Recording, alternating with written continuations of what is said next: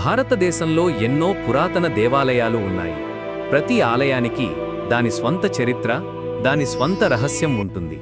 కానీ కేరళలోని తిరువనంతపురంలో ఉన్న శ్రీ పద్మనాభ స్వామి ఆలయం కథ వేరు. ఇది కేవలం ఒక ప్రార్థనా స్థలం కాదు, అంతుచిక్కని రహస్యాలకు, అపారమైన సంపదకు కేంద్రంగా నిలిచిన ఒక అద్భుతం. ఇక్కడ ఆదిశేషునిపై పవళించిన విష్ణుమూర్తిని మనం దర్శించుకోవచ్చు. ఈ ఆలయం యొక్క మూలాలు పురాణాల కాలం నాటివి, కాని దాని ప్రస్తుత నిర్మాణం శతాబ్దాల నాటిది. ఇది శతాబ్దాలుగా ట్రావెన్కోర్ రాజవంశానికి ఆధ్యాత్మిక కేంద్రంగా ఉంది. ఆ రాజులు తమను తాము పద్మనాభదాసులుగా, అంటే ఆ దేవుని సేవకులుగా భావించుకొని తమ రాజ్యాన్ని, తమ సర్వస్వాన్ని ఆ పద్మనాభస్వామికే అంకితం చేశారు. అందుకే ఈ ఆలయం కేవలం రాతి కట్టడం కాదు, ఒక రాజవంశం యొక్క భక్తికి, విశ్వాసానికి సజీవ సాక్ష్యం.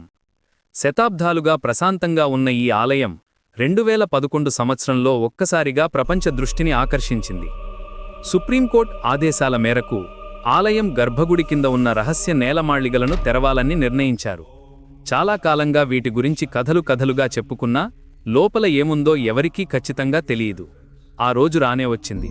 ఎన్నో ఏళ్లుగా మూసి ఉన్న ఆ గదులలో ఏముందోనని అందరిలోనూ ఉత్కంఠ.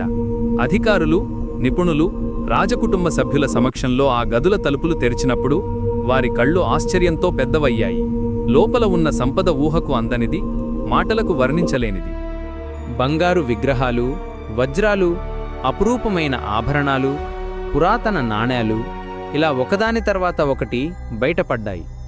4 అడుగుల ఎత్తైన స్వచ్ఛమైన బంగారు విష్ణుమూర్తి విగ్రహం, 18 అడుగుల పొడవైన బంగారు గొలుసు, రోమన్ సామ్రాజ్యం కాలం నాటి బంగారు నాణేల రాసులు, చూస్తున్న కొద్దీ సంపద బయటపడుతూనే ఉంది. వాటి విలువ వేల కోట్ల రూపాయలు ఉంటుందని అంచనా వేశారు. ప్రపంచంలోనే అతిపెద్ద నిధి నిక్షేపాల్లో ఒకటిగా ఇది నిలిచింది. ఈ వార్త ప్రపంచమంతటా వ్యాపించింది. అందరూ ఈ ఆలయం గురించి, దాని సంపద గురించి మాట్లాడుకోవడం మొదలుపెట్టారు. కాని అసలు కథ, అసలైన రహస్యం ఇక్కడే మొదలైంది. ఏ, సి, డి, ఈ, ఎఫ్ అని పేరు పెట్టిన గదులన్నింటినీ తెరిచినా ఒక్క గది మాత్రం ఇప్పటికీ మూసే ఉంది. అదే ప్రపంచ ప్రసిద్ధి చెందిన వాల్ట్ బి. ఈ గది మిగతా వాటిలాంటిది కాదు.